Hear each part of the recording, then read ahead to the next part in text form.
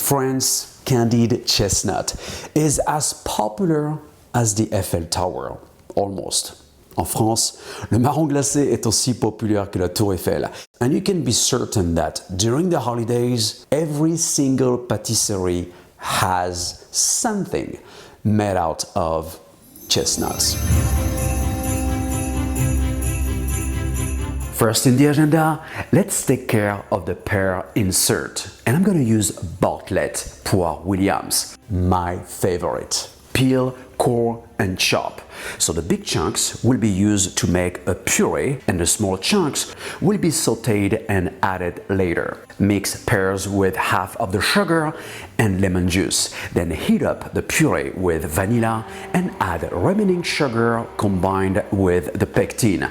Bring to a boil and cook for about 2 minutes. Meanwhile, I'm going to saute the remaining pears in a dash of oil and sugar until golden brown and flambe with dark rum, whiskey, or skip it if you don't like alcohol. Then add flambéed pears to the puree, cook for 3 more minutes, remove from the heat, add the gelatin, done. So in this Christmas log recipe, I'm going to show you how to build this cake using 2 different types of silicone mold. So I'm going to use the first one to make my pear insert, just like so. And for the other example, I am going to use a PVC tube lined with a couple of acetate cake cutters attached to each other with packaging tape. Fill that up, seal and freeze overnight. Now, in order to remove the pear insert cylinder from the PVC, warm it up quickly using your hair dryer and push it out. Remove acetate envelope and readjust the length of the pear insert according to the size of the mold, and do likewise with the other one. And keep frozen until ready to use. Next, I'm gonna make a delicious chestnut sponge. Beat the room temperature chestnut cream or spread with the softened butter and rum until fluffy. Then add the eggs and the sifted powders, flour and baking powder. Mix until homogenized and spread the chestnut sponge mixture over the prepared sheet tray and top with pieces of candied chestnut marron glacé and bake at 350 degrees Fahrenheit, 180 Celsius for about 20 minutes. Let cool and cut into desired shape, and that's gonna be according to the size of the Yule log mold you're gonna use. To follow, I'm gonna make the chestnut crust. Since I don't have any chestnut flour for this recipe, I'm going to use roasted chestnut instead. And I'm gonna pass them through my food mill. And I'm gonna mix it with a pinch of fleur de sel, sugar, softened butter, starch, and the egg yolk.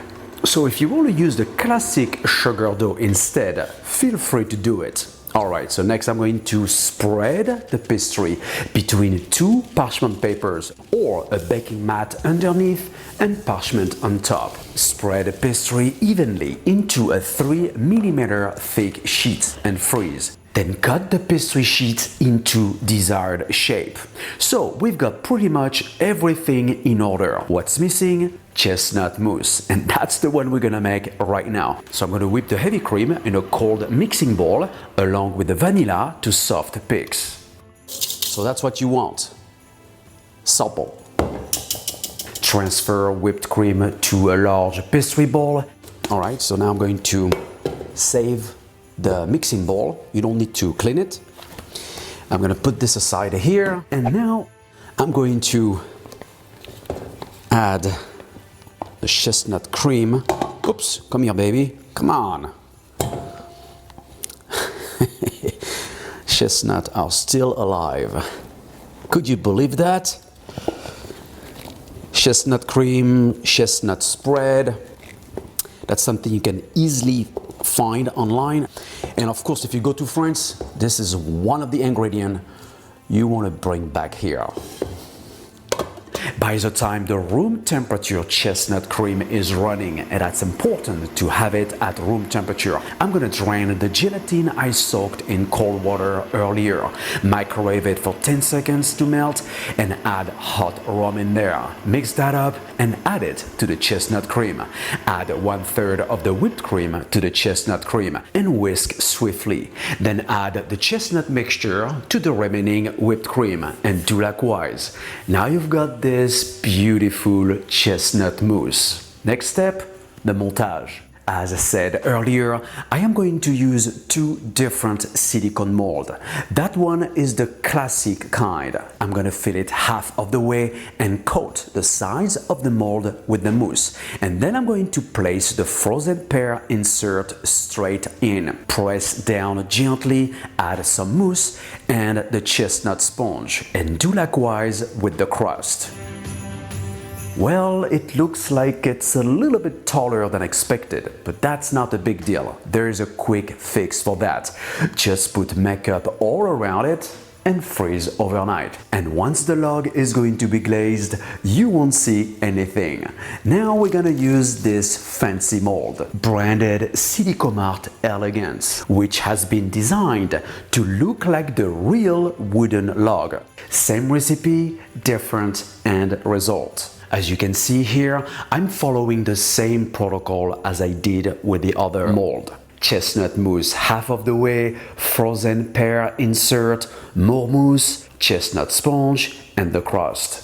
Guess what? With the leftover chestnut mousse and some of my chocolate truffles I saved, I'm going to create mushrooms, and that's gonna go on top of one of my Yule log. Watch. To mimic the mushroom caps, I'm gonna use a small half-sphere silicone mold, then freeze, and I'm gonna glaze the caps with a mixture called enrobage, a 1-to-1 ratio of cocoa butter and chocolate. Keep them frozen, and when ready to assemble, add the stems. That could be chocolate truffles or marzipan. How adorable those sweet porcini mushrooms are, and yet so good. Oh, oh, oh. Next and last thing in the agenda, we're gonna take care of the white glaze. Cook together water, sugar, and corn syrup to 217 degrees Fahrenheit, 1 hour 3 Celsius. Then remove from the heat, add condensed milk, soften gelatin, and pour the mixture in white chocolate. Mix, sieve, and refrigerate one night before using. Unmold the frozen cake and leave it in the freezer until ready to glaze. Rewarm glaze to 100 degrees Fahrenheit, 38 Celsius, and glaze it. I hope, guys, you have enjoyed this Pear-Chestnut Christmas log episode. To get the full recipe, go to my website, brunoalbouze.com, and don't forget to subscribe to my cooking channel and website, and sign up to my online community and culinary academy. Have fun cooking, see you soon. That's what Christmas should look like and taste like.